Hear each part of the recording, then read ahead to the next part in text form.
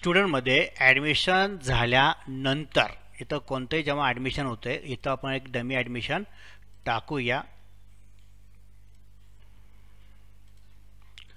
ते एक ॲडमिशन टाकलं. इथं रोल नंबर टाकला मी 60. इथं मी थोडंसं ईमेल टाकला व्यवस्थित. इथं कोर्स निवडला मी MA साठीच निवडतो म्हणजे डेटाबेस मला क्रिएट करता येईल. कोर्स फीज किती आहे ते इथे लिहायचं आहे मला. 5500 आहे आपल्याकडं. त्याच्यानंतर डेट तुम्ही जर आत्ता लेटेस्ट एंट्री करत असाल तर आताची करा, जुनी असेल तर जुनी तारीख टाकता येईल तुम्हाला. कोर्स ड्युरेशन तुम्हाला काय टाकायचं 3 महिने 4 महिने काही प्रॉब्लेम नाही. इथं स्टेटस टाकला पण ॲक्टिव्ह वगैरे हे सगळं मगाशीच बघितलं आपण. रिपीट का दाखवलं त्याचं कारण असं आहे, ही एंट्री केल्यानंतर तुम्हाला फीज मॅनेजमेंट जायचं आहे. फीजवरती इथं दिसणार नाही तुम्हाला. हे रेकॉर्ड तोपर्यंत तुम्हाला ॲड करावं लागेल. तर इथं आपल्याला विद्यार्थ्याला ॲड करून घ्यावं लागेल. हा जो विद्यार्थी आहे रोल नंबर 7चा त्याला आपल्याला ॲड करायचा आहे. आपण ॲड करण्यासाठी आता माझ्याकडे ऑप्शन काय आहे, त्याची फीस 5500. त्याने आत्ता किती भरले, ॲडमिशन घेताना त्याने पैसेच नाही भरले तर अशा केसला आपण पेंडिंग केस म्हणतो. तर आपण इथं 0 लिहिणार आहोत. जर पैसे भरले असते तर इथं तुम्हाला काय असेल ती रक्कम लिहिता येईल. पण जर काहीच भरली नसेल तर तुम्ही इथं 0 लिहा. 0 लिहिल्यानंतर रिसिप्ट नंबर लिहायचा प्रश्न येत नाही. तारीख लिहिलेली आहे कारण काय त्याला आपण ॲडमिट करून घेतलेलं आहे, परंतु फीज मात्र पेंडिंग आहे. तर म्हणून मगाशी तुम्हाला दाखवलं मी इथं तुम्हाला क्लिक करता पेंडिंगमध्ये तुम्हाला फक्त पेंडिंग लोकांची लिस्ट दिसते की यांचे पैसे येणं बाकी आहे. ही वेगळी घटना. नंबर 2 जर पैसे आले असतील तर तुम्ही तिथल्या तिथंच पैसे लिहू शकले असता. आता नंबर 2 आता जर त्यांनी पैसे भरले असतील तर मला काय करायचं आहे, रिसिव्ह बटनावरती क्लिक करायचं आहे. एडिट करायचं नाही आहे, रिसिव्ह बटनावर क्लिक करायचं आहे.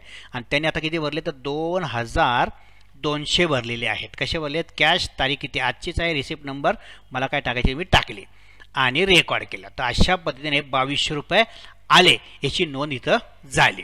तुम्हाला इथं कुठं दिसतंय ते इथं दिसणार नाही. आता पेंडिंगमधून बाहेर पडला ते आता पार्सलमध्ये दिसायला लागेल. तर इथं 2200 रुपये आले तो दिसायला. पण शक्यतो काय करावं, ऑल स्टेटस ठेवावं जर विद्यार्थी संख्या कमी असेल तर. तिथं अतिशय अनभुरेचं काय आलं, 2200 रुपये आलेले आहेत आणि 33 रुपये बाकी आहेत हे तर क्लिअरली दिसत आहे.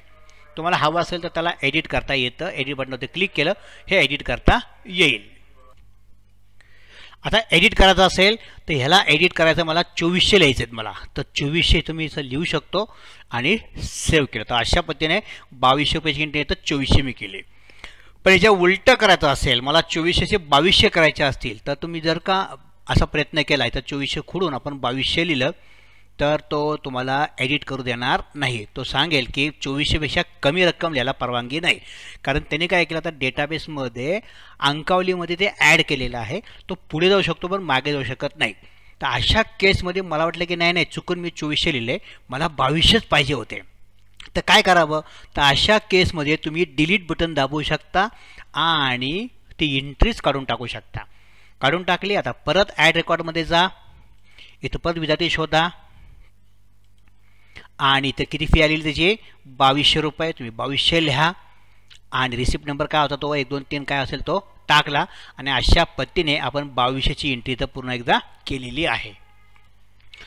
दुसरा हप्ता आल्यानंतर तुम्हाला एडिट करायचं नाही आहे. दुसरा हप्ता आल्यावरती रिसिव्ह बटनावरती क्लिक करायचं आहे आणि इथं तुम्हाला अमाऊंट टाकायची. समजा त्यांनी आणखी 1000 भरले आणि तारीख आपला आता उद्याची तारीख टाकता येणार नाही आपल्याला, पण तो घेतो का बघूया डेटाबेसमध्ये, कारण हा रिअल टाईम डेटाबेस आहे.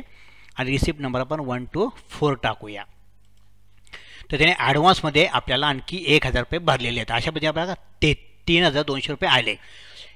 आपल्याला इथं हिस्ट्री बटनावरती क्लिक करून पूर्ण जर रेकॉर्ड बघता येतं. 5500 फीज होती, 3200 आलेले आहेत, राहिले किती 2300. कधी कधी आले, किती पावती नंबर आहे, कुणी घेतले, आपण लिहिताना ॲडमिन लिहिलेलं आहे. ते सगळे रेकॉर्ड तुम्हाला इथं पाहायला मिळतं. तर अशा पद्धतीने तुम्ही फीज मॅनेजमेंट रेकॉर्ड चेक करू शकता. अजूनही पुढे रिपोर्ट आहेत पण आपण स्टेप बाय स्टेप सगळ्या गोष्टी बघूया.